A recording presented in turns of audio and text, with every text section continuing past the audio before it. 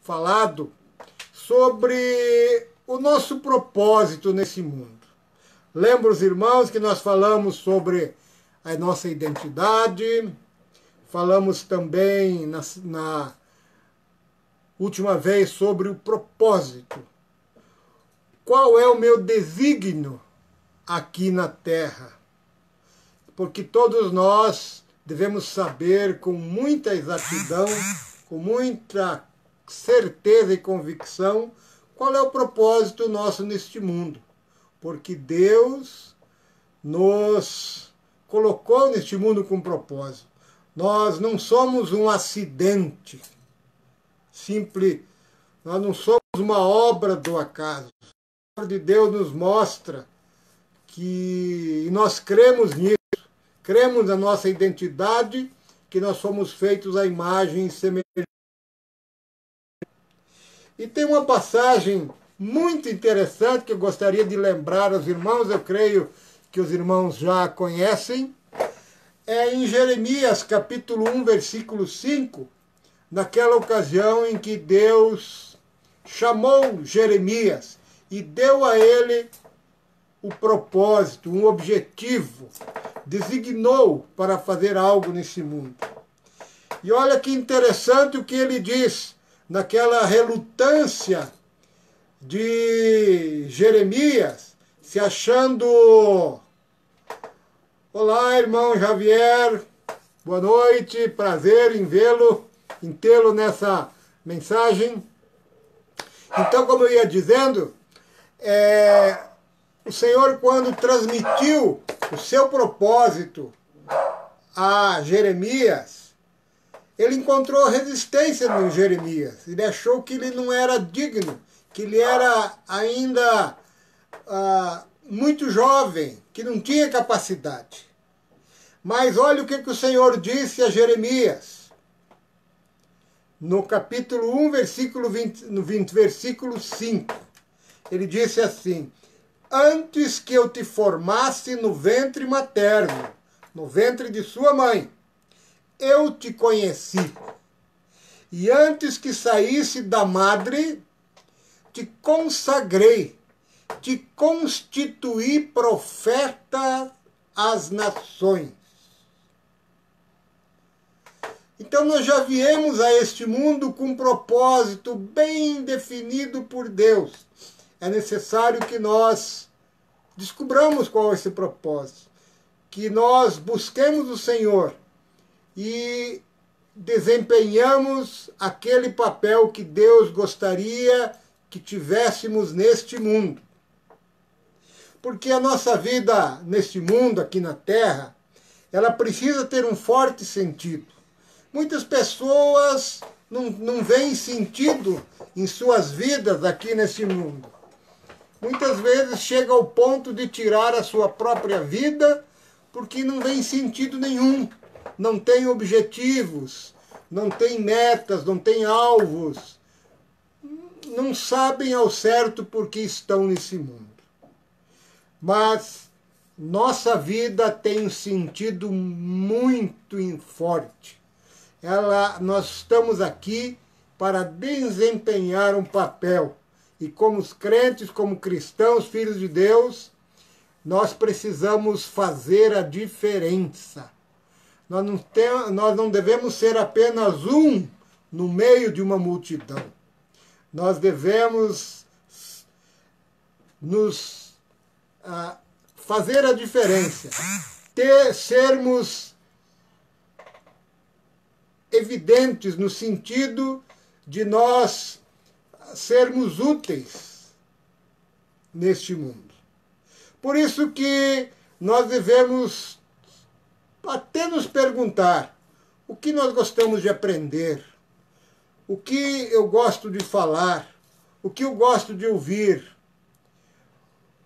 o que eu gosto de debater, de conversar com os outros. Por aí você já busca e já encontra um sentido, já encontra um objetivo para a sua vida. Interessante que nós vimos isso na semana anterior e o Senhor nos deu dons, talentos para isso, né?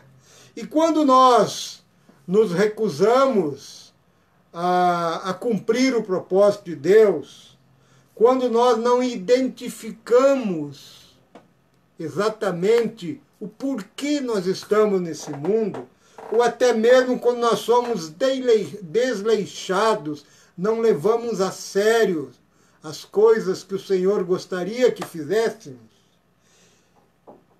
quando nós não levamos a sério os dons que Deus nos deu, os talentos que Ele nos dá, Deus pode criar experiências dolorosas e experiências inesquecíveis para a nossa vida. E nós temos muitos exemplos na palavra de Deus, de servos do Senhor, que cumpriram fielmente o que Deus fez neste mundo. Podemos citar João Batista, que ele foi o precursor de Jesus, cumpriu exatamente o seu papel.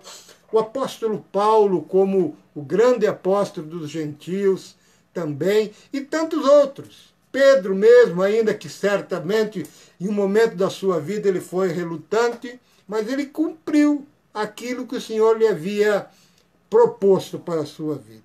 Mas a palavra de Deus, ela mostra também, e aí eu quero dar alguns exemplos para nós, em que nós encontramos exemplos da palavra de que pessoas inicialmente não aceitaram e se recusaram até cumprir o que Deus havia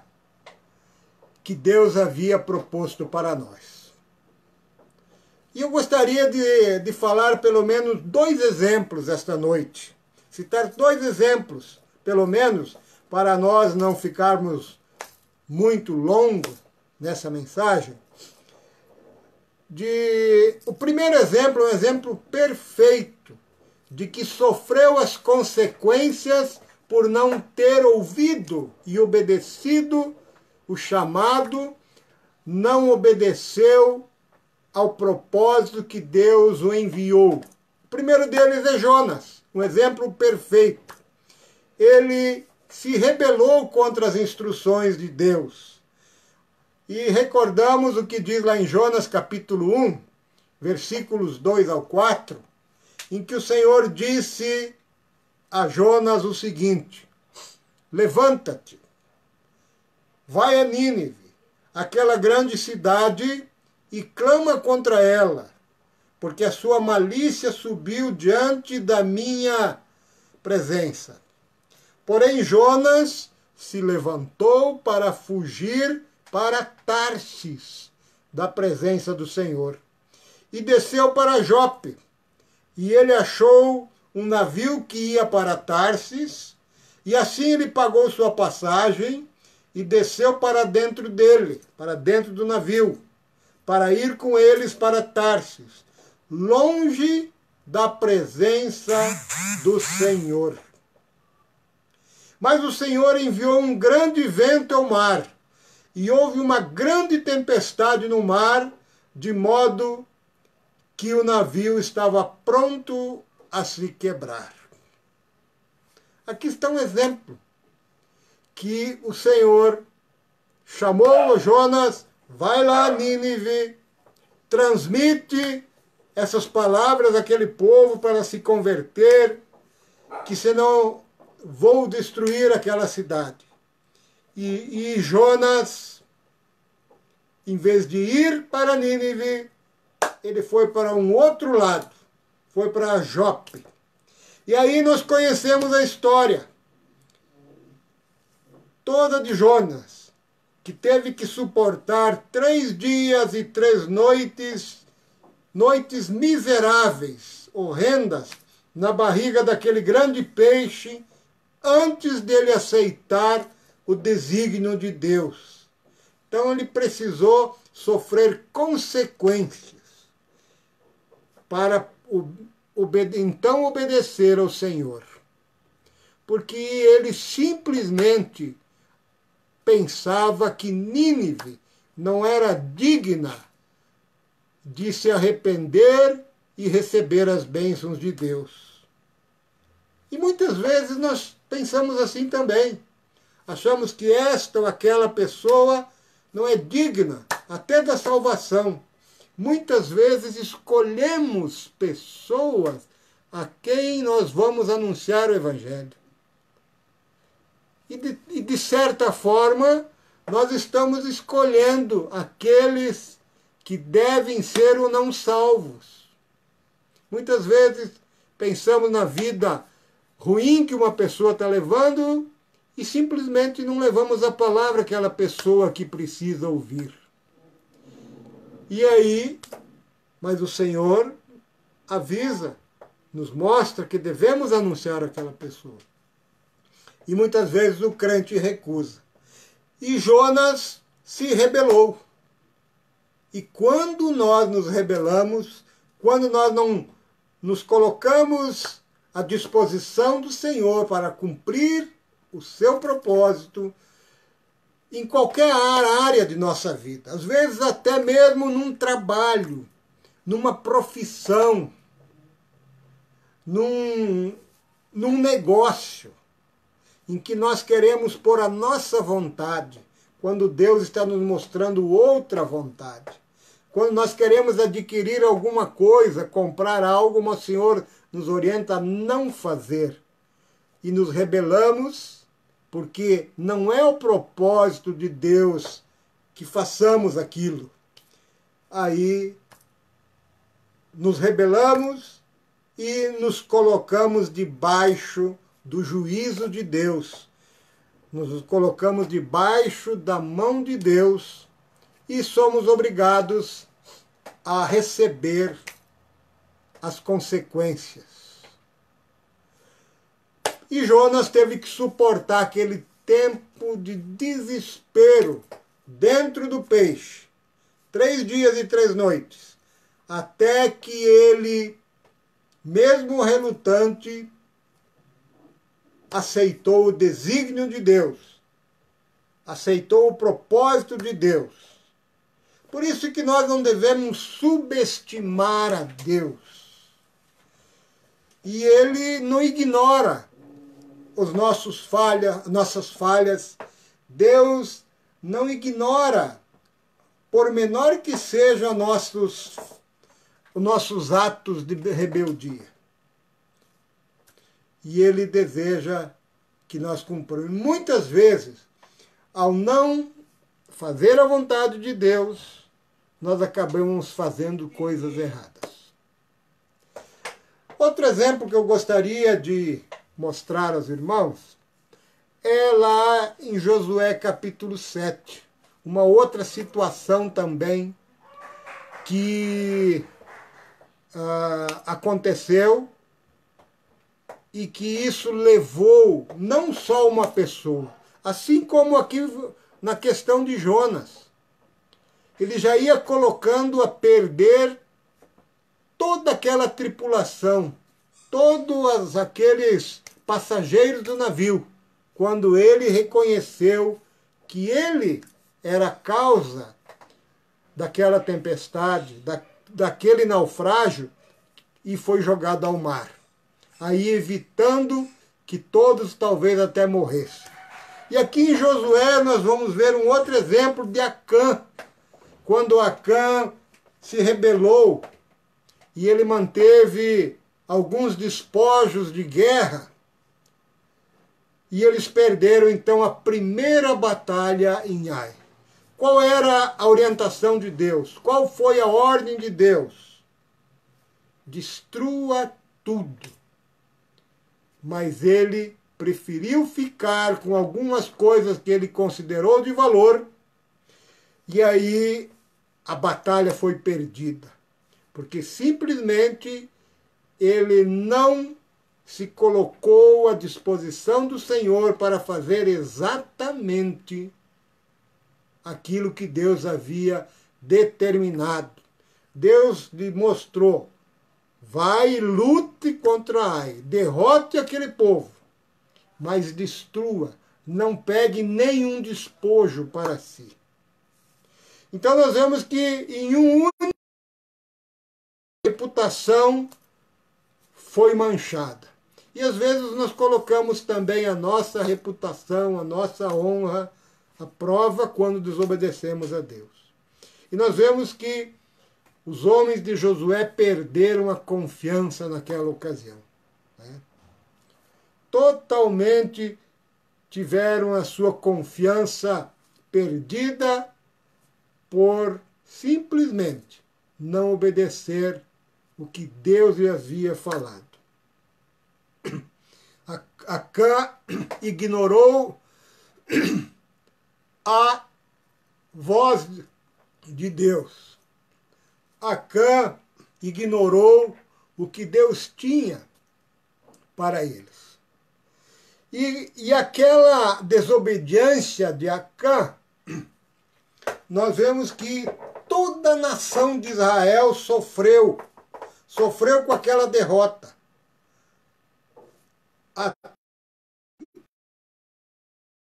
se tornasse sua prioridade. Quando foi restabelecida a obediência do povo de Israel, aí o Senhor deu a vitória naquela batalha de Ai, na segunda oportunidade. Então nós podemos ver que a desobediência de um pode criar julgamento de muitos, pode criar consequências a toda uma sociedade. E às vezes, ao não cumprirmos o desígnio, o propósito de Deus, nós podemos levar outros conosco e sofrer essas consequências. Então, quando alguém desafia a vontade de Deus, todos os envolvidos, não só aquela pessoa, como foi com Jonas, todos do navio sofreram consequências. Acã também, ele desobedeceu, mas todos sofreram. Então, quando alguém desafia a vontade de Deus, todos os que estão envolvidos naquela situação podem pagar o preço por isso. E aí nós podemos compreender que muitas vezes a dor, o sofrimento, ele nos obriga a olhar a palavra de Deus para termos respostas. E nós estamos vivendo esse tempo, né? Muitos não compreendem ainda o que nós estamos passando com essa pandemia, né?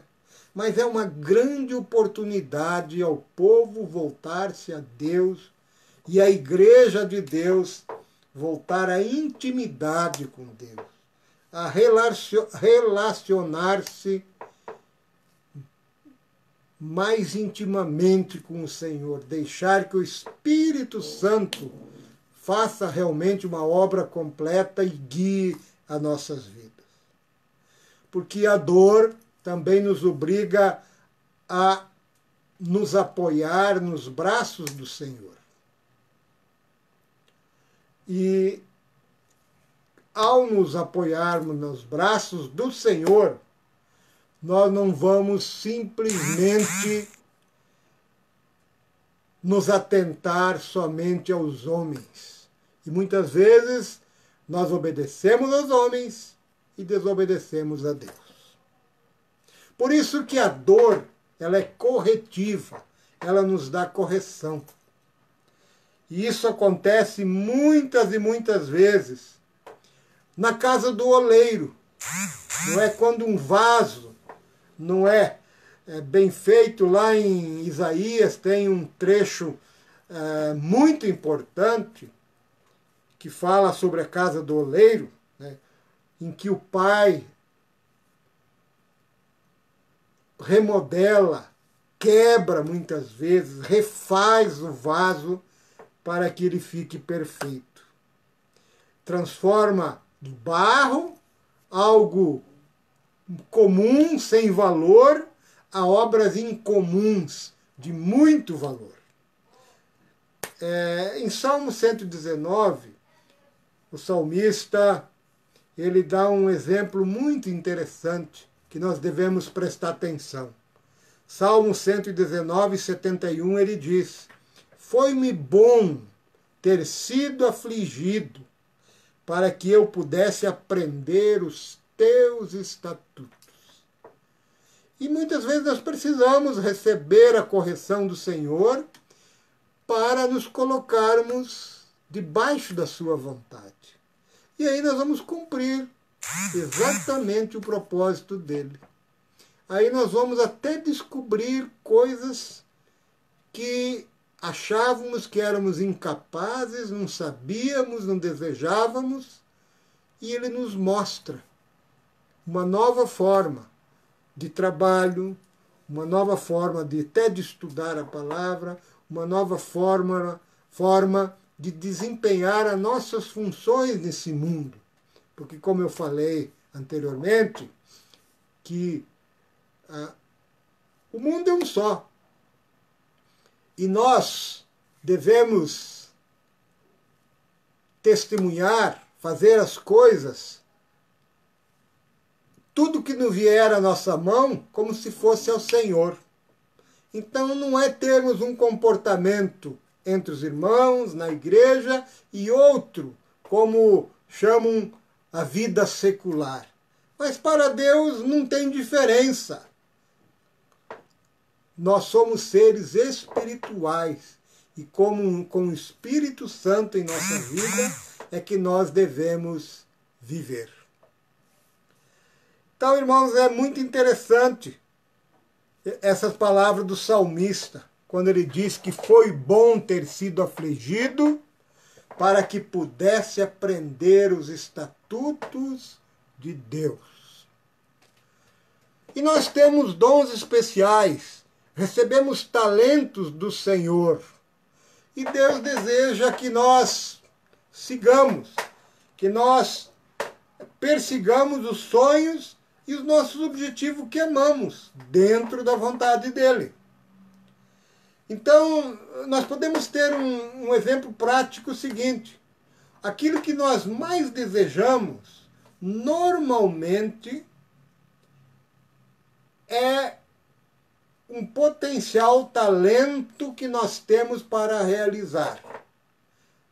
Se porventura eu gosto de escrever, então talvez seja esse um talento que eu ainda não descobri e que se eu me dedicar a escrever, a ler, quem sabe, pode ser até um escritor. Aquele que gosta de fazer cálculos, mas não leva muito a sério, pode ser um engenheiro. Então essas coisas vêm de Deus, nós precisamos descobri-las. Por isso que nós devemos nos deixar sermos transformados pela verdade. Pela verdade. E hoje, muitos pensam que a maturidade espiritual ela é medida pela quantidade da informação bíblica que nós temos, ou pela quantidade de doutrina que conhece. É claro que o conhecimento é muito importante. E o conhecimento é uma das maneiras que nós temos de medir a maturidade. Mas isso não é tudo. Só conhecimento sem colocar em prática, sem viver esse conhecimento, não significa nada. Por isso que a vida cristã é muito mais do que um conjunto de crenças, de credos ou de convicções. Ela inclui, acima de tudo, a conduta da pessoa e o seu caráter, que deve ser moldado dia a dia a Deus. Por isso que a palavra diz que nós devemos ser parecidos com Jesus. O apóstolo Paulo falava sempre, né? Sede meus imitadores como sou do Senhor. Por isso que Deus nos criou a imagem e semelhança, para que sejamos parecidos com Ele, no caráter e na conduta. Somos seres espirituais. Então, os nossos atos, eles precisam ser coerentes com a nossa fé. Não adianta só falarmos e os nossos atos, o nosso testemunho não é aquele. A nossa crença a nossa fé, ela deve ser confirmada pelo comportamento que nós temos ao sermos semelhantes ao Senhor Jesus Cristo. Olha o que diz lá em Atos, capítulo 20, 32. Muito interessante essa passagem. Atos 20, 32 diz: agora, pois, encomendo-vos ao Senhor e a palavra da sua graça, que tem poder para vos edificar e dar herança entre todos os que são santificados. Todos nós somos santificados em Cristo Jesus. E somos encomendados, somos dirigidos, somos orientados ao Senhor e à palavra da sua graça. Que essa palavra e a graça de Deus tem o poder para nos dar, para nos edificar e nos dar a herança que temos por direito junto com os demais santificados em Jesus Cristo. Esse é o objetivo. Por isso que devemos aceitar a autoridade. A Bíblia, a palavra de Deus, ela precisa se tornar um critério definitivo em nossas vidas. Deve ser a nossa bússola, o conselho, o parâmetro para avaliarmos as coisas. É claro que nós cometemos falhas. Nós somos seres humanos imperfeitos. Mas eu gosto muito, talvez é um dos versículos que eu mais gosto da palavra, que diz lá em Provérbios 4,18, que o caminho do justo é como a luz da aurora, ou a vereda do justo é como a luz da alvorada, que vai brilhando mais e mais até se tornar dia perfeito. Dia perfeito nós só vamos ter na eternidade. Mas o brilhar é dia a dia. E a palavra diz que a luz ela não fica escondida, ela tem que brilhar. Uma cidade, ela não fica escondida, ela transmite luz, ela é vista de longe. Né? Então é necessário que nós nos submetamos à palavra que nos orienta, que nos aconselha e que é o parâmetro para nós. Mas muitas vezes, mesmo conhecendo a palavra, muitas vezes conhecemos apenas de ouvir, não temos aquele tempo diário, muitos não têm o tempo diário de buscar a palavra, como diz lá em próprio Atos, como eram os de Bereia, aqueles que recebiam a palavra dos apóstolos, dos discípulos, mas iam lá verificar se era realmente assim como estava na palavra. E esses critérios de ter a Bíblia como bússola, eles foram se corrompendo, porque muitos crentes, muitos cristãos, falam até, todos fazem isso, sempre fizemos assim, isso parece lógico fazer.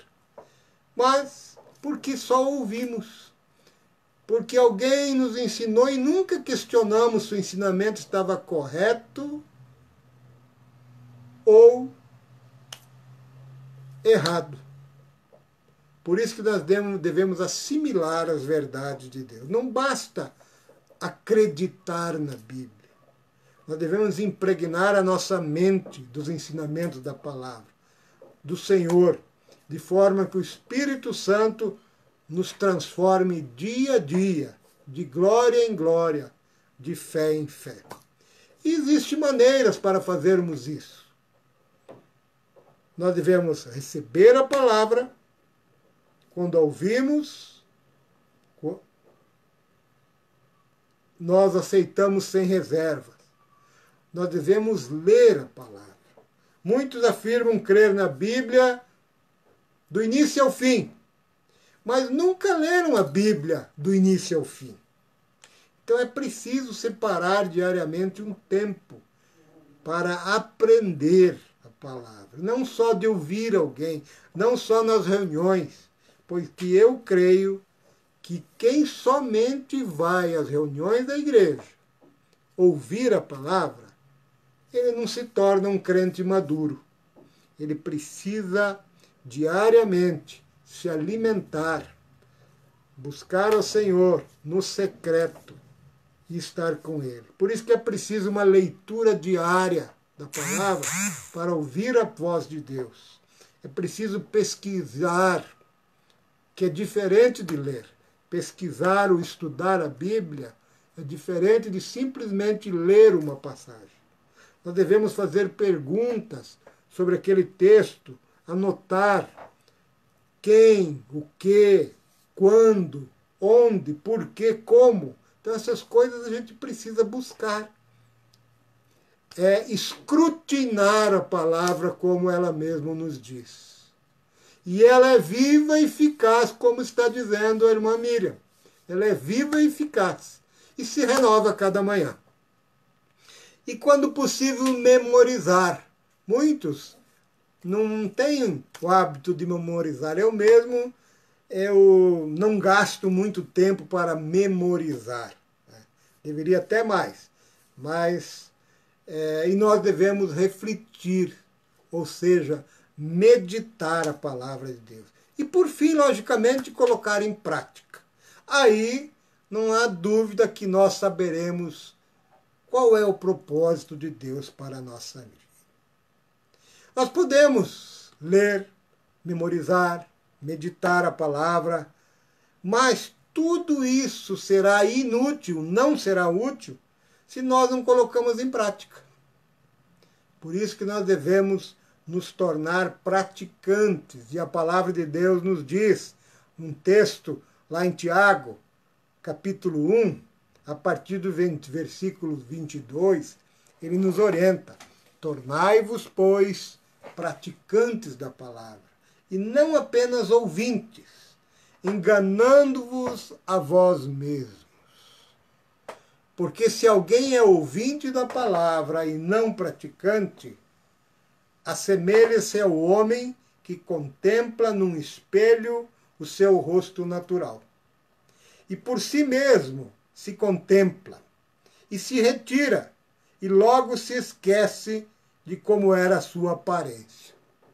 Então aquele que lê e não pratica é como se nós nos olhássemos no espelho e nos afastamos. E à medida que nós vamos nos afastando do espelho, nós já não estamos enxergando bem mais a nossa imagem. Vai ficando turva até desaparecer. Mas diz o último versículo 25,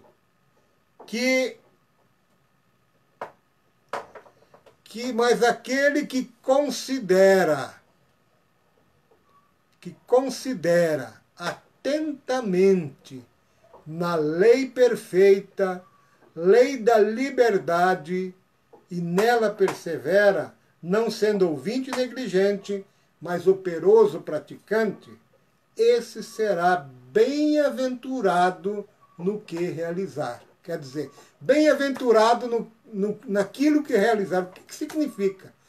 Que ele está cumprindo o propósito de Deus para ele nessa vida. Que Deus nos colocou para fazermos a diferença. E fazer diferença não é ter sucesso financeiro simplesmente, ainda que o Senhor deseja que nós tenhamos uma vida saudável. E nós teremos lutas, como estamos tendo agora. Mas é muito importante.